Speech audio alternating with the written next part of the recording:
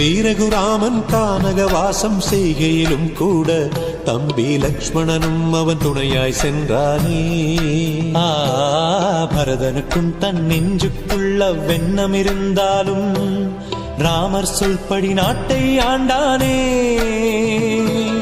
நாமது போலே சீராய் நம் கடமைகள் செய்வோம், கடமையினூடே சபரி தெய்வம் காண்போம். நாமது போலே சீராய் நம் கடமைகள் செய்வோம், கடமையினூடே சபரி தெய்வம் காண்போம்.